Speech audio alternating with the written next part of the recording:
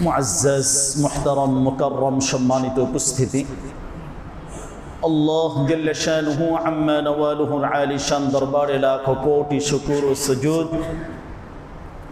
মহান রব্বুল আলামিন আমাদেরকে আজকে এই সাইয়্যিদুল আইয়াম সপ্তাহের শ্রেষ্ঠ দিন জুমার দিন, পৃথিবীর সর্বশ্রেষ্ঠ জায়গা আল্লাহর পবিত্র ঘর জামে মসজিদে জুমার সালাত আদায়ের উদ্দেশ্যে আমাদেরকে আসার এবং বসার তৌফিক এবং সুযোগ দিয়েছেন। সর্বপ্রথম মহান মালিকের দরবারে শুকরিয়া আদায় করি, অন্তরের অন্তঃস্থল থেকে কালিমাতুশ শুকর আদায় করি, আলহামদুলিল্লাহ। সম্মানিত উপস্থিতি, অত্যন্ত গুরুত্বপূর্ণ একটি বিষয়ের আলোচনায় আমরা ছিলাম।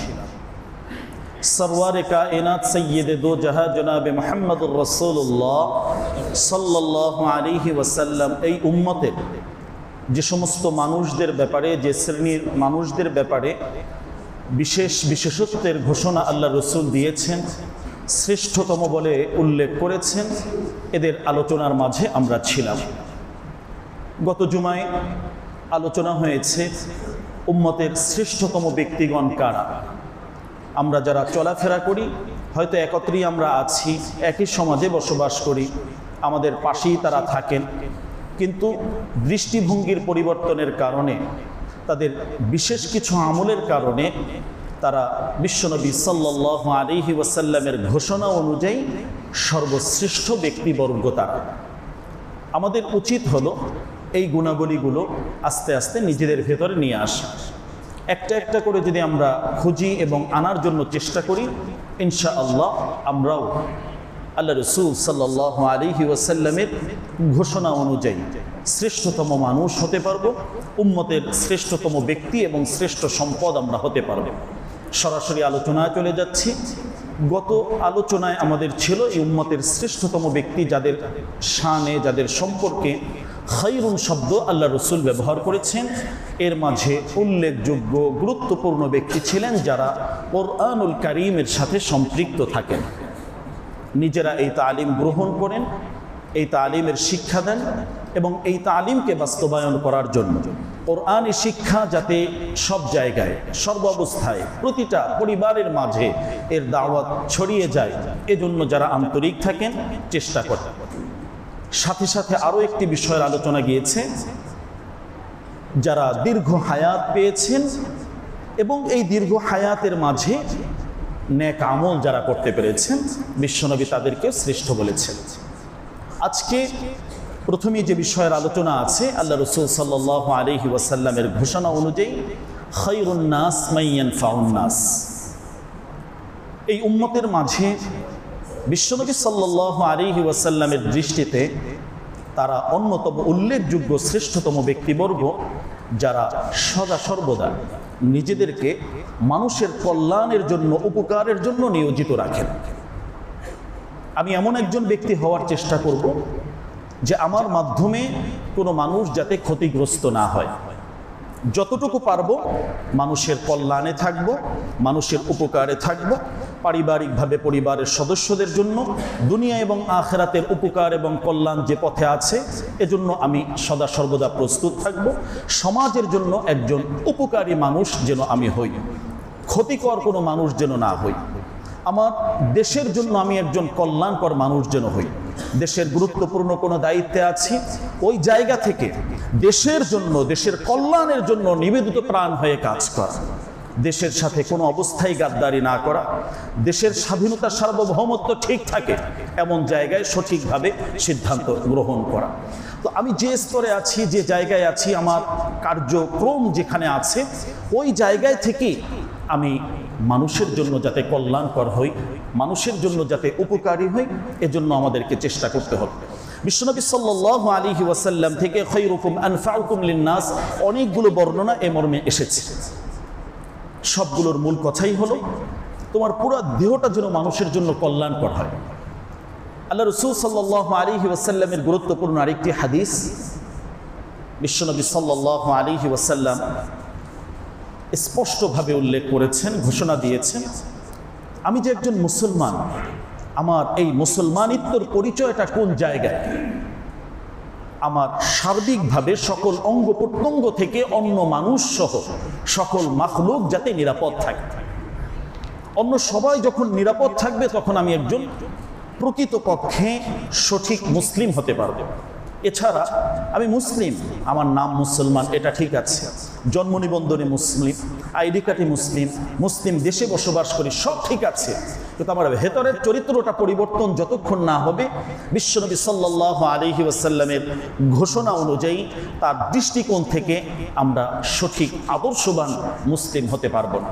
আল মুসলিম মান সালিম আল মুসলিমুনা মিন লিসানিহি ওয়া ইয়াদিহি, গুরুত্বপূর্ণ হাদিস, যে আমার এই জবান থেকে অন্য মুসলিম যাতে নিরাপদ থাকে, কোনো বিষোদাগার এবং অন্য মুসলিম সম্পর্কে তার মানহানি হয়, তার ক্ষতি হয়, এরকম কোনো বিষয় যেন না হয়।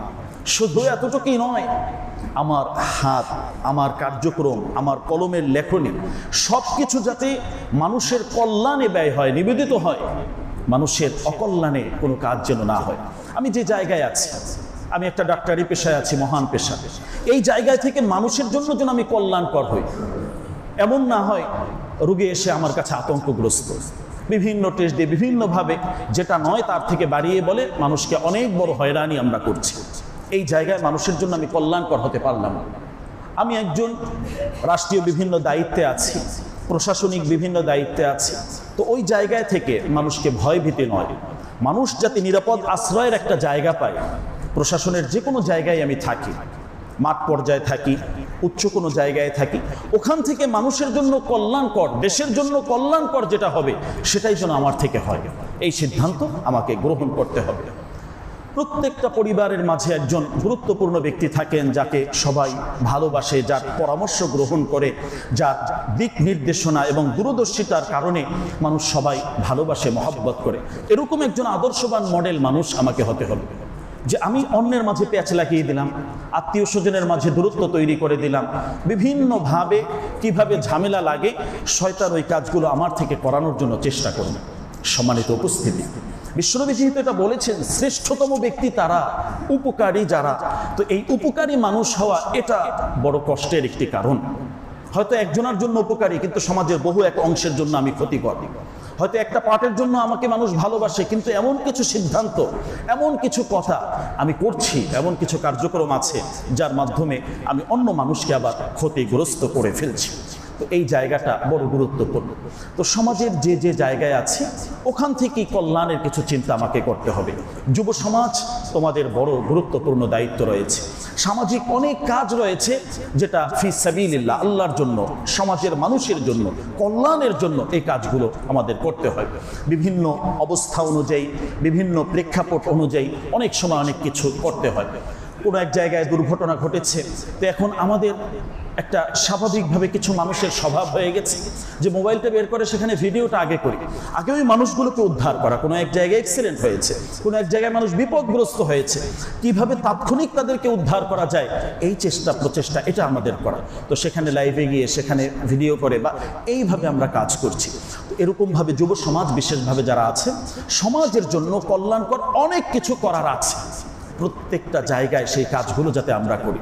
বিভিন্ন অবস্থা অনুযায়ী অনেক সময় এই যে বর্ষা বৃষ্টি, বিভিন্নভাবে মানুষ ক্ষতিগ্রস্ত হচ্ছে, বন্যা হচ্ছে, ত্রাণ কার্যক্রম মানুষের উপকারের জন্য যেখানে করা যায় এরকম কিছু কার্যক্রম আমরা করতে পারি।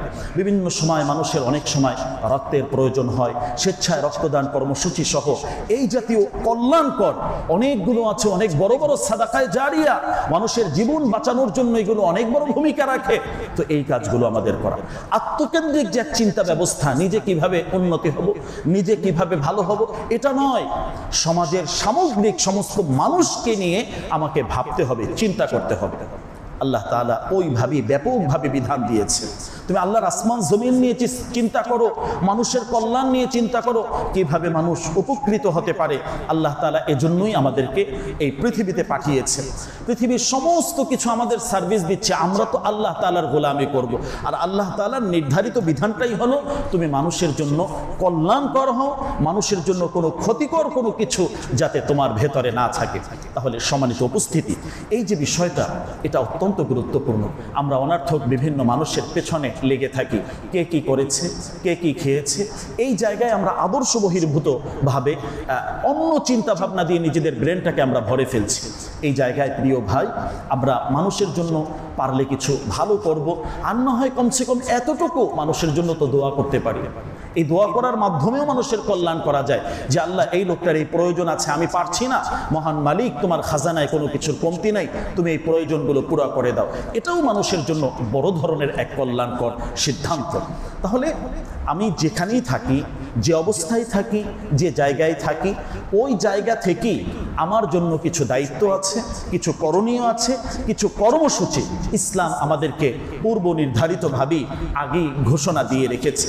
তো সমাজের জন্য, ব্যক্তির জন্য, পরিবারের জন্য, দেশের জন্য, সামগ্রিকভাবে পুরা বিশ্বের জন্য আমরা যাতে কল্যাণকর হই। আমার একটা কোনো মুসলিম ভাই বিশ্বের যে কোনো প্রান্তে আক্রান্ত অবস্থায় যদি থাকে, তার উপরে যদি আঘাত আসে, কোনোভাবে সে যদি মাজলুম হয়ে যায়, এখান থেকেও আমার করণীয় রয়েছে। সরাসরি তাকে সাহায্য করতে পারছি না, তার কাছে যেতে পারছি না, কিন্তু বিশ্বনবী সাল্লাল্লাহু আলাইহি সাল্লামের নির্দেশনা হলো কাজাসাদিন ওয়াহিদ, এক দেহ এক প্রাণের মতো তুমি এখানে আছো, এখানে থেকে তাদের জন্য দোয়া করো, এখানে থেকে তাদের জন্য চিন্তা করো কিভাবে তাদের উদ্ধার করা যায়।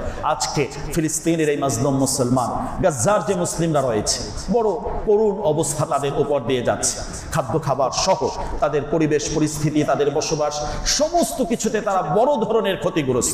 এখন সরাসরি আমি যেতে পারছি না, আমার সাহায্য পৌঁছাতে পারছি না, তো এখান থেকে প্রতিদিন আমার দোয়ার সাথে তাদের জন্য তো একটুতম দোয়া করতে পারি, যে আল্লাহর কাছে, যে আল্লাহ বদরে তুমি যেভাবে ফেরেশতা দিয়ে সাহায্য করেছো, সারা বিশ্বের যত মুসলিম মাজলুম রয়েছেন, আয় আল্লাহ তাদেরকে তুমি এখনো সাহায্য করতে পারো। সেই বিশ্বাস আমাদের আছে। আমাদের ভুলের কারণে, আমাদের গুনাহের কারণে, আমাদের অবদ্ধতার কারণে আয় আল্লাহ তুমি নারাজ হয়ে আমাদেরকে শাস্তি দিয়ে ধ্বংস করে দিও না। মহান মালিক, আরশের মালিক, রব্বে করিম, আয় আল্লাহ তুমি তাদেরকে সাহায্য করো। এতটুকু তো আমরা করতে পারি প্রিয় ভাই। তো আমি বলবো যে আল্লাহ রাসূল এখানে এমন একটা শব্দ বলেছেন, খায়রুন নাস, ওই মানুষগুলো শ্রেষ্ঠতম মানুষ, ওই ব্যক্তিগুলো শ্রেষ্ঠতম ব্যক্তিদের তালিকায় থাকবেন, আল্লাহর কাছে শ্রেষ্ঠ মর্যাদার আসীনে তারা থাকবেন, যারা সদা সর্বদা সর্বাবস্থায় মানুষের জন্য কল্যাণকর হয়, মানুষের জন্য কল্যাণকামী হয়। আল্লাহ তাআলা বের করেছেন এই উম্মতকে উখরিজাত লিন-নাস, মানুষের কল্যাণের জন্যই আল্লাহ তাআলা বের করেছেন। তাহলে আমরা তো বিভিন্ন সময় মানুষকে নিয়ে ষড়যন্ত্র করি, বিভিন্ন সময় মানুষকে ক্ষতিগ্রস্ত করার জন্য চেষ্টা করি, মানুষের গীবত শিকায়েতে আমরা লেগে থাকি, কার পিছনে কিভাবে ক্ষতি করা যায়, এরকম অনেক কার্যক্রম শয়তান আমাদের সামনে দিয়ে রেখেছে। প্রিয় ভাই, জবানকে হেফাজত করি, জবানকে হেফাজত করে নিজের পরিবারের সদস্যদের জন্য কল্যাণকর হই, তাদের জন্য আখিরাতের যে কল্যাণগুলো রয়েছে একটা একটা করে তাদেরকে ধরিয়ে দেই, যে এটা তোমার জন্য কল্যাণকর, এটা তোমার জন্য উপকারী। এভাবে আমরা তাদেরকে বলি। সমাজের জন্য কল্যাণের যে রাস্তাগুলো রয়েছে এগুলোকে উন্মুক্ত করে দেই, এর সাথে সম্পৃক্ত থাকি। যত ধরনের ভালো কাজ আছে আমি সরাসরি পারি না, কিন্তু আমার সাপোর্ট যেন সেখানে থাকে, আমার সমর্থন যেন সেখানে থাকে।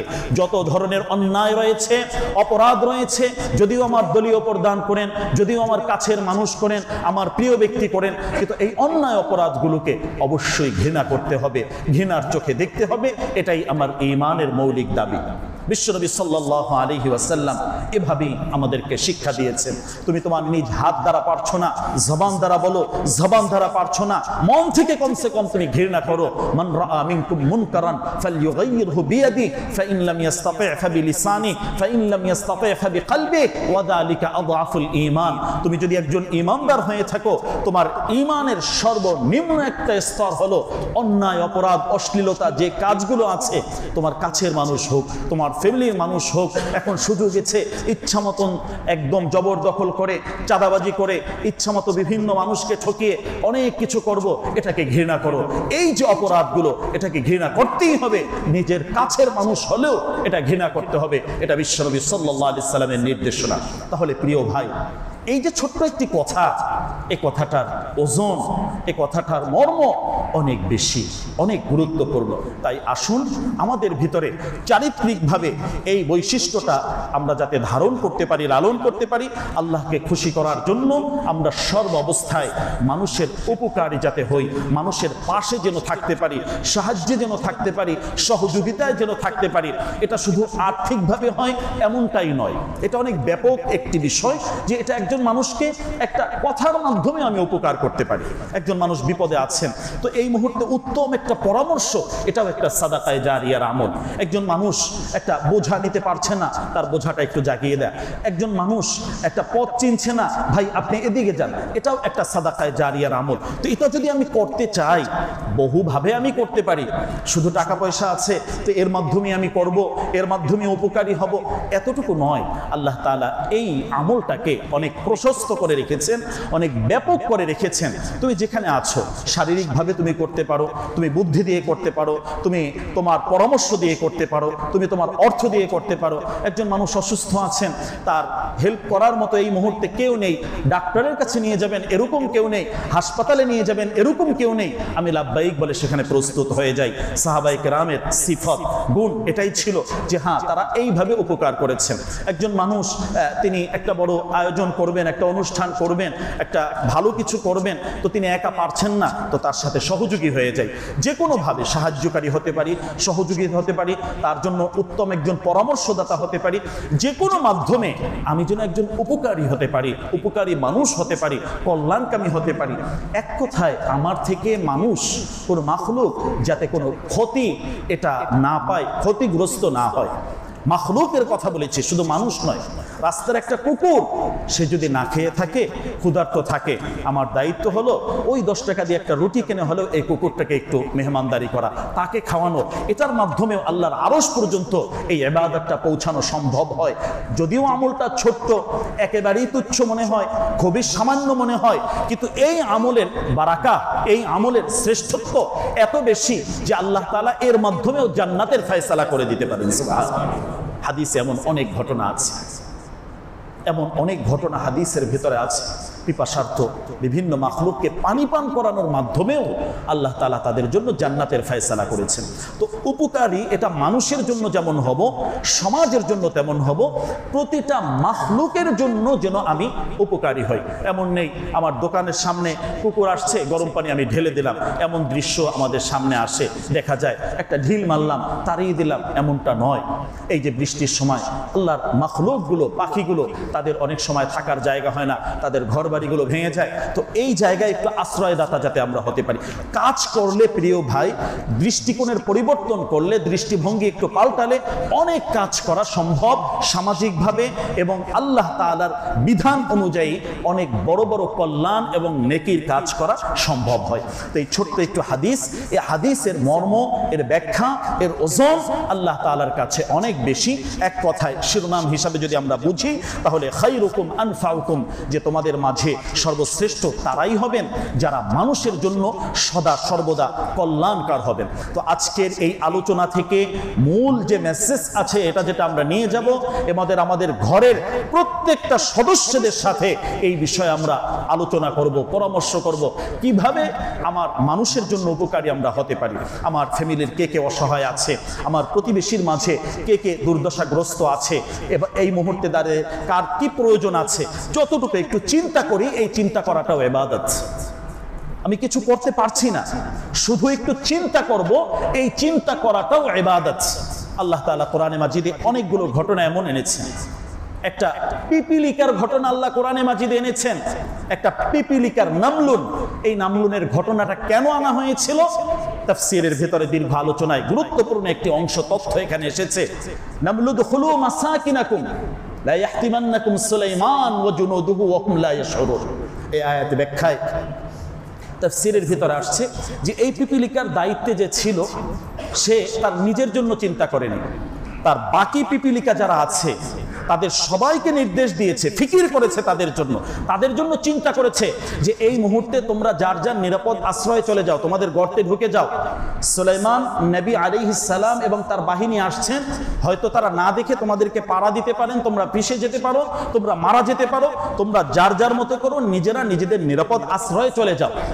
এই যে একটা ফিকির করেছে, একটা পিপিলিকা, আল্লাহ তাআলা পিপিলিকার ঘটনা এবং তার এই কার্যক্রমটা কোরআনে মাজিদে কিয়ামত পর্যন্ত মানুষের জন্য আদর্শ হিসাবে, একটা নির্দেশনা হিসাবে আল্লাহ সুবহানাহু ওয়া তাআলা দান করেছেন। সুবহানাল্লাহি ওয়া বিহামদিহি। নিজের জন্য এক কেন্দ্রিক যে চিন্তা ব্যবস্থা আমরা সমাজে করছি, যে আমার সুযোগ আছে, ইচ্ছা মতন এখন কামাচ্ছি, ইচ্ছা মতন যা ইচ্ছে ফুলে অনেক কিছু হয়ে যাব। প্রিয় ভাই, একটু পরেই হয়তো দিনের পরিবর্তন আসতে পারে। এখন দিন আছে, সন্ধ্যা অবশ্যই হবে, অবশ্যই অন্ধকার চলে আসবে। তো এই জায়গায় এক কেন্দ্রিক চিন্তা ব্যবস্থা যাতে না হয়, আমার জন্য যেভাবে আমি কল্যাণকর মনে করেছি, সমাজের প্রত্যেকটা মানুষের জন্য কিভাবে কল্যাণ আসতে পারে, কিভাবে তারা ভালো থাকতে পারেন, এই চিন্তাটুকু যদি আমরা করি, এই ফিকিরটুকু যদি করি, এটাও আমাদের জন্য বড় ধরনের উচ্চ মানের একটি ইবাদত হয়ে যাবে। সুবহানাল্লাহি ওয়া বিহামদিহি। আল্লাহ তাআলা ওই পিপিলিকার ঘটনা তিলাওয়াত করলেও প্রত্যেকটা নেকি অক্ষরে অক্ষরে আল্লাহ তাআলা এখন নেকি দান করছেন। তার মূল কার্যক্রমটা আসলে কি ছিল? সে তো তার স্বজাতি যারা আছে, তার গোত্রের জন্য চিন্তা করেছিল যে তোমরা কিভাবে নিরাপদে থাকতে পারো, বাঁচতে পারো। সুলাইমান আলাইহিস সালাম হয়তো না দেখে বা তার বাহিনীরা না দেখে তোমাদের উপর থেকে পালিয়ে চলে যাবে, তোমরা মারা যেতে পারো, এতটুকুই মূল ভূমিকা তার ওই জায়গায় ছিল। তাহলে সম্মানিত উপস্থিতি, এই যে ছোট্ট একটা হাদিস, এর মর্ম যে কত গভীরে, এর যে কত ব্যাখ্যা, এটা সামাজিকভাবে এর গুরুত্ব যে কত বেশি, এই অল্প সময়ে আমাদের জন্য বোঝানো সম্ভব নয়। তো আমরা সবসময় মানুষের জন্য কল্যাণকর যাতে থাকতে পারি, মানুষের পেছনে লেগে থাকা, গীবত শিকায়াত করা, মানুষের ভুল ধরতে থাকা, এটার মাধ্যমে মানুষ পথভ্রষ্ট হয়ে যায়, তার সমস্ত আমলগুলো অন্যের কাছে দিয়ে দেয়। এই মানুষগুলো রিক্তহস্ত হয়ে যায়, এই মানুষগুলো আসলে আখিরাতের ময়দানে দেউলিয়া হয়ে যাবে, তাদের কোনো কিছুই টিকবে না, শেষ পর্যন্ত কিছুই থাকবে না। যারা মানুষের পেছনে এভাবে লেগে থাকে, মানুষের গীবত শিকায়াত সমালোচনা এগুলো নিয়ে যারা ব্যস্ত থাকে, এরা যে কত ভয়াবহ অবস্থায় কিয়ামতের ময়দানে উঠবে, প্রিয় ভাই, হাদিসের ভাষাগুলো দেখলে বোঝা যায়। তো নিজের আমল নিজে রক্ষা করি, আল্লাহর সন্তুষ্ট অর্জনের জন্য, মানুষের কল্যাণের জন্য যতটুকু কাজ করার সর্বোচ্চটা দিয়ে এখানে আমাদের সেই কাজ করার চেষ্টা করা। আল্লাহ সুযোগ দিয়েছেন, তো ওই সুযোগটাকে সঠিকভাবে সৎভাবে ব্যবহার করা, মানুষের উপকারের জন্য, কল্যাণের জন্য যাতে এটা হয়। তাহলে বিশ্বনবী সাল্লাল্লাহু আলাইহি সাল্লামের গুরুত্বপূর্ণ যে পয়েন্ট ভিত্তিক আলোচনাগুলো ছিল, সেখানে শ্রেষ্ঠতম মানুষদের তালিকায় ওই মানুষদের কথাই বলা হয়েছে যারা উপকারী মানুষ হবে সমাজের জন্য, জাতির জন্য, সমস্ত মানুষের জন্য। এরপরে বিশ্বনবীর আরেকটি গুরুত্বপূর্ণ হাদিস এখন আলোচনায় আনছি। বিশ্বনবী সাল্লাল্লাহু আলাইহি ওয়াসাল্লাম আলোচনার ভেতরে গিয়ে গুরুত্বপূর্ণ জায়গায় উল্লেখ করলেন, খায়রুকুম, শোনো সাহাবায়ে কেরাম, তোমাদের মাঝে ওই মানুষগুলো শ্রেষ্ঠ। এই কথা বলার পরে বিশ্বনবী তারপরে বললেন, খায়রুকুম লি আহলিহি, যে ব্যক্তি তার স্ত্রীর কাছে শ্রেষ্ঠ, ওই ব্যক্তি উম্মতের মাঝেও শ্রেষ্ঠ ব্যক্তি। সুবহানাল্লাহি ওয়া বিহামদিহি। আল্লাহর রাসূল এই যে কথাটা বললেন, বিশেষ করে বিবাহিত যারা আছেন, এটা অত্যন্ত গুরুত্বপূর্ণ একটি বিষয়। আমরা সমাজের বাহিরে অনেক ভালো মানুষ, কিন্তু পরিবারের ভেতরে যখন আমরা যাই, তখন আমাদের মতো নিকৃষ্ট মানুষ, আমাদের মতো ক্ষতিগ্রস্ত মানুষ এই পৃথিবীতে আর থাকে না। আল্লাহ রাসূল সাল্লাল্লাহু আলাইহি সাল্লাম বললেন যে শুধু আমি বলে দিলাম এতটুকু নয়, বরং আনা খায়রুকুম, যে আমিও এই উম্মতের যে অংশগুলো আছে, আমিও আমার স্ত্রীদের কাছে সর্বশ্রেষ্ঠ একজন আদর্শবান পুরুষ, একজন আদর্শবান ব্যক্তি। সামাজিকভাবে আজকে বহু বড় বড় ধরনের সমস্যা, এর সমাধান এই ছোট্ট এক হাদিসের মাঝে বিশ্বনবী সাল্লাল্লাহু আলাইহি ওয়াসাল্লাম দিয়ে রেখেছেন। সমাজ, পরিবার, এগুলো নিয়ন্ত্রণ করার জন্য, সঠিকভাবে পরিচালনা করার জন্য বিশ্বনবী সাল্লাল্লাহু আলাইহি ওয়াসাল্লামের যে দিক নির্দেশনাগুলো আছে, এর মাঝে এই জায়গাটা একটা উল্লেখযোগ্য জায়গা। আমার আচার ব্যবহার আসলে কেমন, আমি আসলে কতটুকু ভদ্র মানুষ, এটা আমার ঘরওয়ালি যিনি আছেন তিনি সবচেয়ে ভালো জানেন। একজন মানুষ বাহিরে অনেক ভালো মানুষ সাজতে পারে, ভালো মানুষ ধারণ করতে পারে, কিন্তু ঘরের ভেতরে গিয়ে তার চরিত্রটা অনেক খারাপ। আজকে আমাদের সন্তানদেরকে আমরা ভালো বানাতে চাই। আমার সন্তান শ্রেষ্ঠতম সন্তান হবে, আমার সন্তান আদর্শবান সন্তান হবে, ভালো ভালো স্কুলে দিচ্ছি, আলহামদুলিল্লাহ ভালো। প্রিয় ভাই, একটা কথা মনে রাখতে হবে, আমি যতক্ষণ পর্যন্ত সত্যিকার ভালো মানুষ না হব, আমার এই খারাপ প্রভাবগুলো অবশ্যই আমার সন্তানের উপরে পড়বেই পড়বে। আমার সন্তান স্কুলে 4 ঘন্টা 5 ঘন্টা থাকে সর্বোচ্চ, বাকি সময়টা বাসায় থাকছে। তো আমি ঘরে গিয়ে বিসমিল্লাহ ছাড়াই শুরু করলাম ঝগড়া। সারাদিন আমার সন্তান দেখছে যে মা বাবার ভিতরে ঝগড়া চলে, মা বাবা একজন আর একজনকে ছেড়ে দিচ্ছে, একজন আর একজনকে খোটা দিচ্ছে। সম্মান আদর্শ বলতে যে বিষয়টা আছে, একদম সম্মান দিয়ে কথা বলা, এতটুকু পর্যন্ত ন্যূনতম ভদ্রতাটুকু তাদের মাঝে নেই, কোনো ভালোবাসার সেই সম্পর্ক নেই। অথচ এটা ইসলামিক দৃষ্টিকোণ থেকে পারিবারিক এই লাইফ স্টাইল, এটা বিশাল গুরুত্বপূর্ণ একটা ভূমিকা রাখছে। তো আমি যদি আমার সন্তানকে নসিহা করি, ওসিয়াত করি, তুমি ভালোভাবে চলবে, আমার সন্তান সাথে সাথে উল্টো প্রশ্ন করলে, তোমরাই তো ভালোভাবে চলো না, তোমাদেরই তো ঝগড়া দেখি, জন্মের পর থেকে ঝগড়া করে দেখতে দেখতে আসছি, তো তখন আমাদের অবস্থাটা কি হবে? আমি চাচ্ছি আমার সন্তান পুরা নামাজি হয়ে যাবে, একদম আল্লাহওয়ালা বুজুর্গ হয়ে যাবে। আলহামদুলিল্লাহ, এটার জন্য আমাদের যেটা করণীয়, ঘরের ভিতরে আমার নিজেকে তো আগে নামাজি হতে হবে। নামাজের তালিম, কোরআনের তালিম ঘরের ভিতরে আমার নিজেকে আগে শুরু করতে হবে। আমি যখন পড়ব, তো আমার ওই কথাটার মূল্যায়ন তখন সমাজের ভেতরে থাকবে, আমার পরিবারের ভেতরে থাকবে। পারিবারিকভাবে আদর্শবান একজন মানুষ হতে হলে বিশ্বনবী যে সনদ সার্টিফিকেট যেটা নিতে বলেছেন, এটা হলো তোমার স্ত্রী থেকে আগে নিয়ে আসো।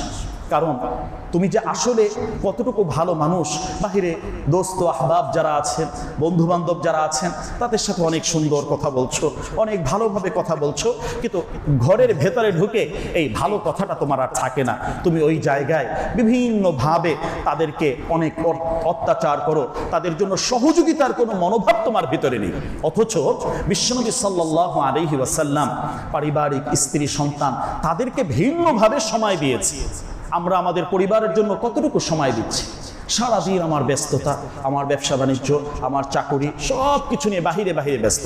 প্রত্যেকটা ফ্যামিলিতে একজন আদর্শ পুরুষ যিনি হবেন, ঘরের জন্য তাকে কিছু সময় অবশ্যই বরাদ্দে রাখতে হবে, সন্তানদের জন্য কিছু সময় তাকে বরাদ্দে রাখতে হবে। এটা হলো একজন আদর্শবান ব্যক্তি যারা, তাদের জন্য গুরুত্বপূর্ণ দায়িত্ব।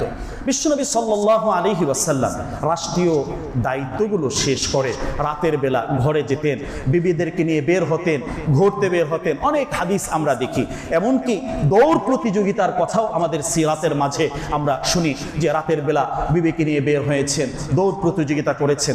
এই যে স্ত্রীদেরকে একটা সময় দেওয়া, এই মনোভাবটুকু, তাদের সাথে একটা সংসার সুন্দরভাবে করার জন্য যে দিক নির্দেশনাগুলো বিশ্বনবীর রয়েছে, এটা আমাদের প্রয়োজন রয়েছে।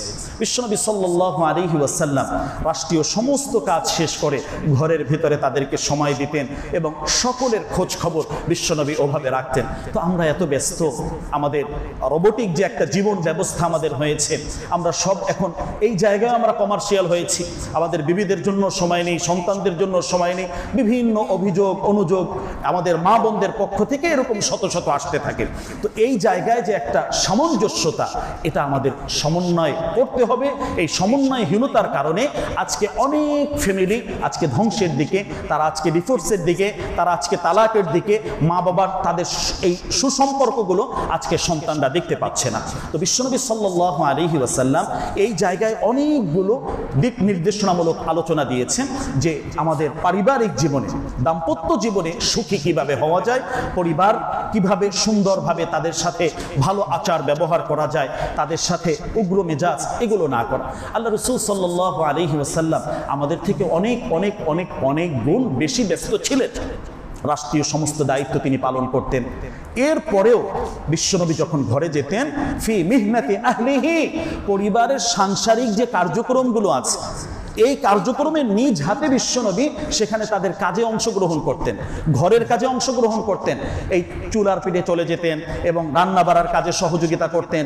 স্ত্রীদের কি প্রয়োজন রয়েছে, ঘর কেন্দ্রিক যে কার্যক্রমগুলো আছে, যে ব্যস্ততাগুলো আছে, এটা নিজেটাও কিছু ঘাড়ে নিজে নিয়ে নিতেন, যাতে বুঝে যে না, হ্যাঁ, আমাদের যে কি কষ্টটা হয় এটা তারাও বুঝেন। তো আল্লাহ রাসূল এই জন্যই বলেছেন যে আনা খায়রুকুম, আমি যে শুধু বললাম এতটুকুই নয়, আমার পরিবারের জন্য আমিও একজন শ্রেষ্ঠতম ব্যক্তি, একজন আদর্শবান ব্যক্তি, যে তাদের সাথে কিভাবে আচার ব্যবহার ভদ্রতা করা যায়, কিভাবে তাদেরকে সুন্দরভাবে তাদেরকে সময় দেওয়া যায়, এই কাজগুলো আমরাও করি। তো বিশ্বনবী সাল্লাল্লাহু আলাইহি ওয়াসাল্লাম এই জায়গায় আমাদেরকে খুব গুরুত্বপূর্ণভাবে অনেকগুলো দিক নির্দেশনা দিয়েছেন।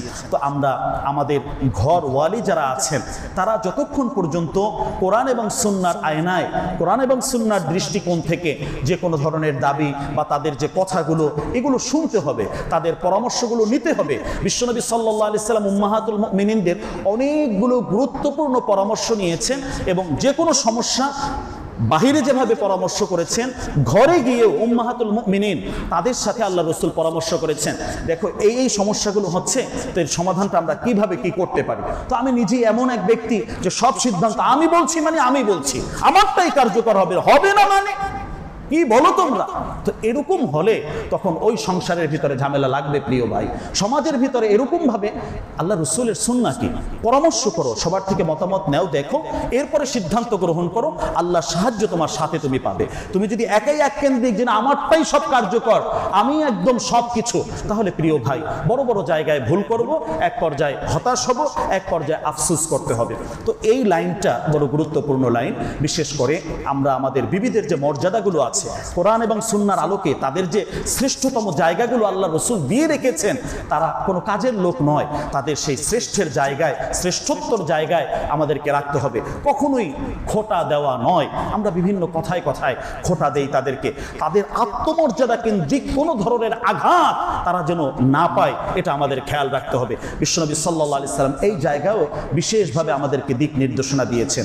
মহিলারা এই জায়গায় বেশি আঘাত প্রাপ্ত হয়। তো আত্মমর্যাদা কেন্দ্রিক কোনো ধরনের আঘাত, তাদেরকে খোটা দেওয়া, তাদের পরিবার নিয়ে বিভিন্ন কথা বলা, কি দিয়েছে তোমার মা বাবা আমাকে, এরকম অনেক সময় অনেক ঝামেলা আমরা বাদিয়ে ফেলি, পরে এটা নিয়ে অনেক হায়তাশ হয়ে যায়। তো আল্লাহ রাসূল সাল্লাল্লাহু আলাইহি ওয়াসাল্লাম এখানে আমাদেরকে অনেকগুলো দিক নির্দেশনা দিয়েছেন যে তুমি চেষ্টা করবে তোমার বিবির কাছে বা তোমার পরিবারের সদস্যরা যারা আছেন তাদের কাছে ভালো হওয়ার জন্য আল্লাহর আইন মোতাবেক, কোরআন এবং সুন্নাহর আয়নায় যে তাদের অধিকারগুলো আছে, প্রত্যেকটা অধিকার তুমি তাদেরকে বুঝিয়ে দাও, বাস্তবায়ন করো। বাহিরে তুমি শ্রেষ্ঠ হলে, কিন্তু ভেতরে, ঘরের ভেতরে গিয়ে তুমি যদি এরকম জালেম হও, তাহলে তোমার অবস্থা কিন্তু খুব ভয়াবহ হবে।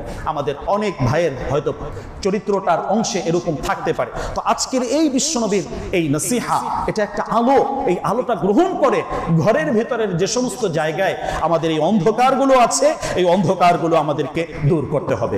আসুন এরপরে বিশ্বনবী সাল্লাল্লাহু আলাইহি সাল্লাম আরো এক জায়গায় শ্রেষ্ঠতম মানুষদের বর্ণনা দিয়েছেন, অত্যন্ত গুরুত্বপূর্ণ বিষয়। এই বিষয়টা হলো আর্থিক লেনদেনের ক্ষেত্রে আল্লাহ রাসূল এখানেও কিছু মানুষকে শ্রেষ্ঠতম মানুষ বলেছেন। দেখুন আমাদের কারোর সাথে এটা মিলে যায় কিনা, যদি যায় তাহলে এখান থেকে এখনই আমাদেরকে তাওবা করতে হবে।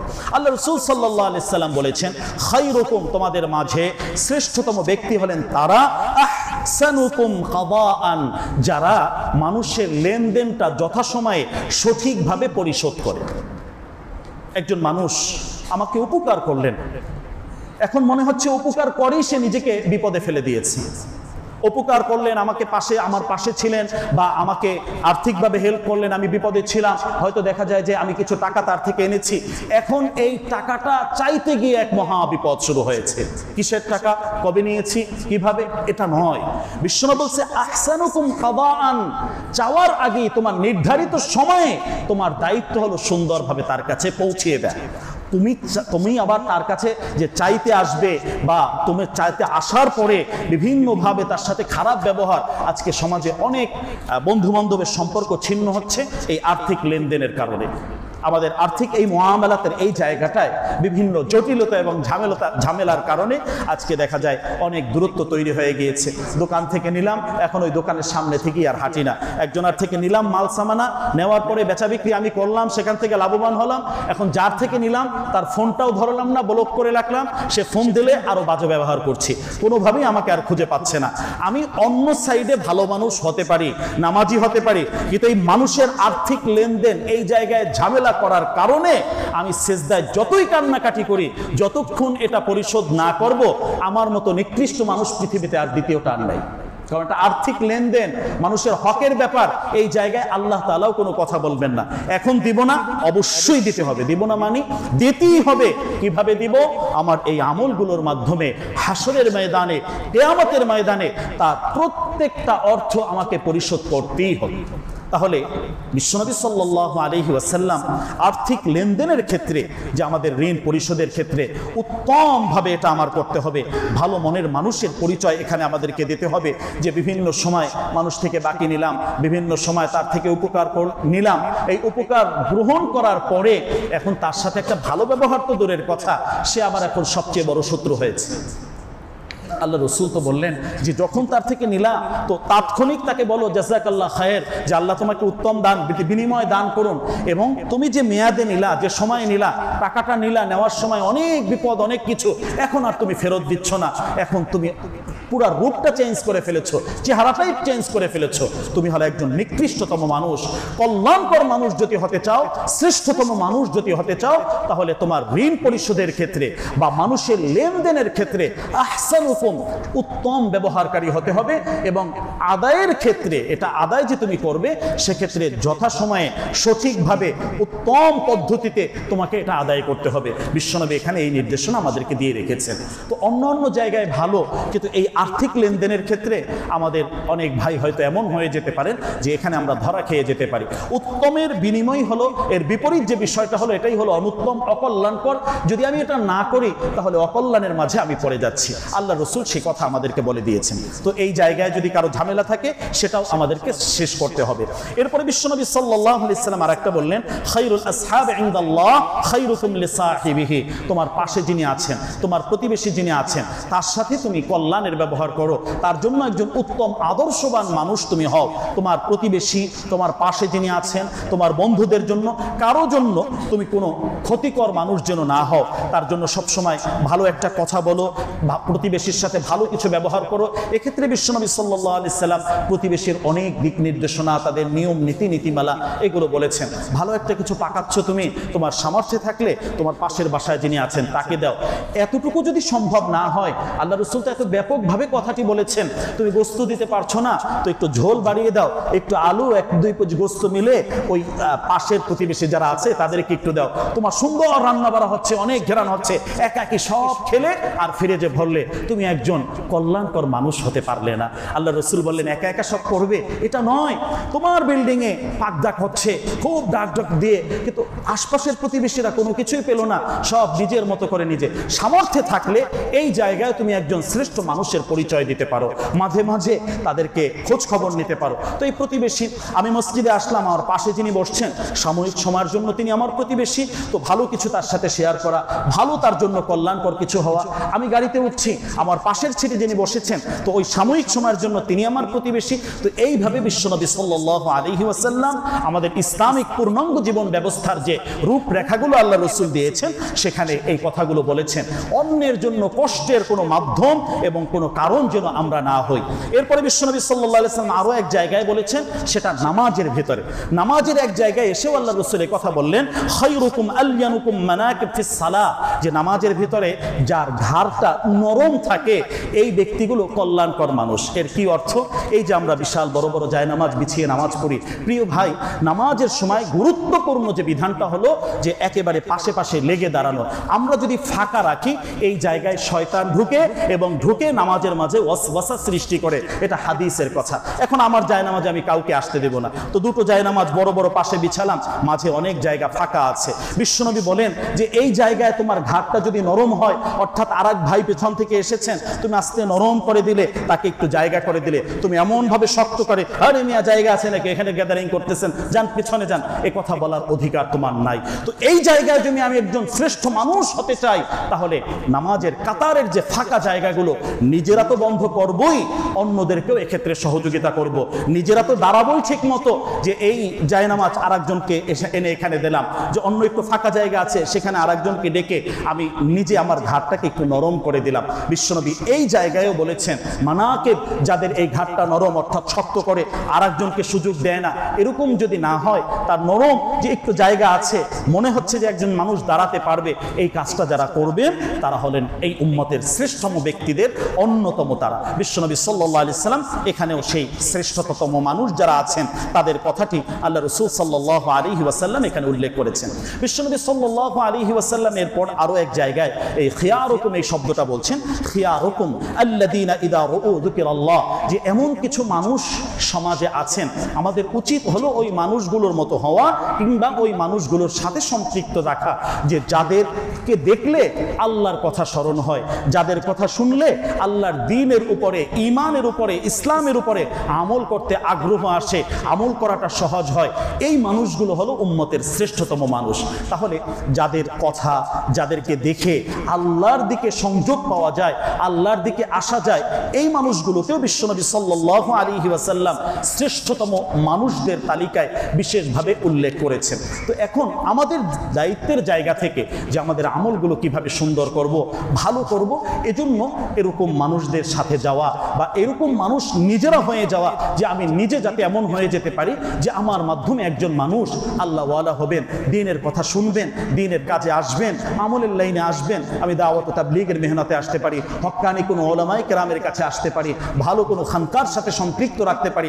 অর্থাৎ নিজের আত্মশুদ্ধি, এটা অত্যন্ত গুরুত্বপূর্ণ একটি বিষয়। ক্বাদ আফলাহা মান যাক্কাহা, তারাই তো সফল যারা নিজেদের আত্মশুদ্ধি করতে পেরেছে। তো বিশ্বনবী সাল্লাল্লাহু আলাইহি ওয়াসাল্লাম আত্মশুদ্ধির এই জায়গায় এসেও আমাদেরকে এই নির্দেশনা দিয়েছেন।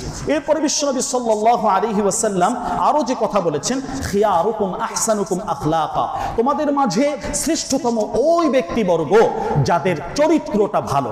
আজকে চরিত্রহীন মানুষ অনেক হয়ে গেছে, বিভিন্নভাবে নিজেদের চরিত্রগুলো নষ্ট করে ফেলছে। গোপন গুনাহ যা আছে এগুলো সব ছাড়তে হবে। গোপন গুনার কারণে আজকে আমরা ধ্বংস হচ্ছি, এমন বড় বড় রোগ হয়ে যাচ্ছে যে সমাজের কাউকে আমরা বলতেও পারছি না। এর মাধ্যমে আল্লাহর অবাধ্যতার মাঝে চলে আসছি। পরকীয়া সহ অন্য অন্য গোপন যত গুনাহ আছে এগুলো সব ছাড়তে হবে। গোপন ইবাদত যা আছে এগুলো ধরতে হবে। রাতে তাহাজ্জুদের সালাতের মাঝে একাকী কাঁদতে হবে। সফলতা আসবে না মানে অবশ্যই আল্লাহ সফলতা দান করবেন ইনশাআল্লাহ। তাহলে এই জায়গায় গুরুত্বপূর্ণভাবে আখলাক এবং চরিত্রের কথা বিশ্বনবী সাল্লাল্লাহু আলাইহি সাল্লাম বলেছেন। আরো গুরুত্বপূর্ণ তথ্য বিশ্বনবী এখানে দিয়েছেন, আকসার মা ইয়াদখুলুনাল জান্নাহ, যে জান্নাতে মানুষ যে যাবেন, অধিকাংশ মানুষ যে মাধ্যমে জান্নাতে যাবেন এটার গুরুত্বপূর্ণ একটা মাধ্যম হলো যাদের চরিত্রটা ভালো, যারা সৎ চরিত্রবান, আদর্শবান। তো এর কিছু আলোচনা তো আগে গিয়েছে, মানুষের পিছনে না লাগা, মানুষের গীবত শিকায়েত না লাগা, এগুলো না করা। আর একটা হলো নিজের ব্যক্তিত্বকে হেফাজত করা, নিজের যে চারিত্রিক অন্যান্য দিকগুলো আছে, বিভিন্ন গুনাহের সাথে মানুষ জড়িয়ে যায়। বিবাহের আগে অনেক ধরনের সম্পর্কে যুব সমাজ যেভাবে যাচ্ছে, তার চরিত্রটা ধ্বংস করে আল্লাহর আযাব এবং গজবের মাঝে তারা নিজেদেরকে নিপতিত করছে। তো এখান থেকে আমাদেরকে উদ্ধার করতে হবে, নিজেদেরকে উদ্ধার হতে হবে। এবং এই মানুষদের ব্যাপারে আল্লাহ তাআলার পক্ষ থেকে রাসূল ঘোষণা দিয়েছেন, খিয়ারুকুম, এই উম্মতের মাঝে তারা হলেন শ্রেষ্ঠতম ব্যক্তি। এরপরে সর্বশেষ আরো একটি জায়গায় বিশ্বনবী সাল্লাল্লাহু আলাইহি সাল্লাম বলেছেন, খিয়ারুকুম মান ইউরজা খায়রুহু, যে ওই মানুষগুলো শ্রেষ্ঠ মানুষ যাদের অকল্যাণ এবং অনিষ্টতা থেকে অন্য মানুষ বাঁচতে পারে। মানুষ যাতে নিরাপদ মনে করে যে না, তার কাছে গেলে কোনো ক্ষতি আমার হবে না, পারলে উপকার করবেন, না হলে ভালো একটা পরামর্শ দিবেন, কিন্তু আমার কোনো ক্ষতি তিনি করবেন না। এরকম একজন আদর্শবান মানুষ আমাদের হতে হবে। যে অন্য কিয়ামতের আগে কিছু মানুষ এমন হবে যে যাদেরকে মানুষ সম্মান করবে তাদের ক্ষতি থেকে বাঁচার জন্য।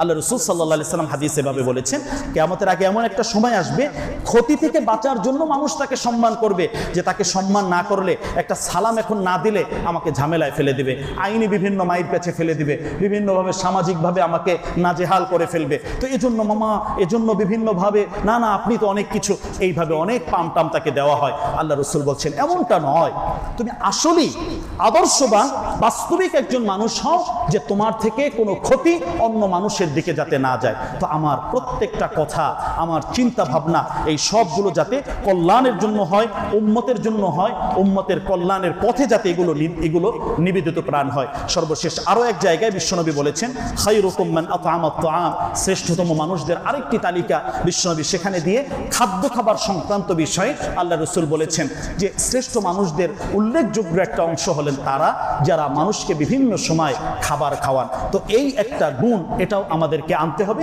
এটা একটা ভিন্নতম গুরুত্বপূর্ণ ইবাদত। তাহলে আজকে আমরা যে কথাগুলো শুনলাম, এই উম্মতের মাঝে শ্রেষ্ঠতম ব্যক্তিবর্গ কারা, একটা একটা করে গুণ নিজেদের ভেতরে আনার জন্য চেষ্টা করা, কারণ আল্লাহ রসুলের পবিত্র জবান মোবারক থেকে এই কথাগুলো বের হয়েছে। তো মূল বিষয়গুলো আমরা যদি এক কথায় দেখতে চাই, তাহলে কোরআন শিক্ষা যারা করবেন, যারা শিখাবেন, তাদেরকে শ্রেষ্ঠ বলেছেন। দীর্ঘ হায়াত পেয়ে উত্তম আমল যারা করেছেন তাদেরকে শ্রেষ্ঠ বলেছেন। উপকারী মানুষ হওয়া, এটা আল্লাহ তাআলা শ্রেষ্ঠত্বের ঘোষণা এখানে দিয়েছেন। স্ত্রীদের কাছে একজন শ্রেষ্ঠ আদর্শবান স্বামী হওয়া, এটা একটা শ্রেষ্ঠতম গুরুত্বপূর্ণ মাধ্যম। পাওনা আদায়ের ক্ষেত্রে একজন শ্রেষ্ঠ ব্যক্তি যাতে আমি হই, শ্রেষ্ঠ বন্ধু, শ্রেষ্ঠ প্রতিবেশী এটা যাতে হতে পারি। নামাজের সময় আমাদের ঘাড়গুলো যাতে নরম থাকে, ফ্রেশ হৃদয় নিয়ে আমরা যাতে ইবাদত করতে পারি। যাদের দেখলে আল্লাহর স্মরণ হয়, তাদের ব্যাপারে আল্লাহ তাআলা এখানে বলেছেন শ্রেষ্ঠ চরিত্রবান আদর্শবান একজন মানুষ আমরা যাতে হই, কল্যাণকর একজন মানুষ যাতে হই, এবং মানুষকে উত্তমভাবে খাবার খাওয়ানোর যে আমলগুলো আছে সে আমলগুলো যাতে আমরা করতে পারি। আল্লাহ তাআলা আমাদেরকে এই যে গুরুত্বপূর্ণ যাদের শ্রেষ্ঠত্বের কথা, টপ 11 যারা আছেন, এদের কথা আল্লাহ রাসূল সাল্লাল্লাহু আলাইহি ওয়াসাল্লাম বলেছেন, তাদের কাতারে আমাদেরকে শামিল হওয়ার তৌফিক দান করুন।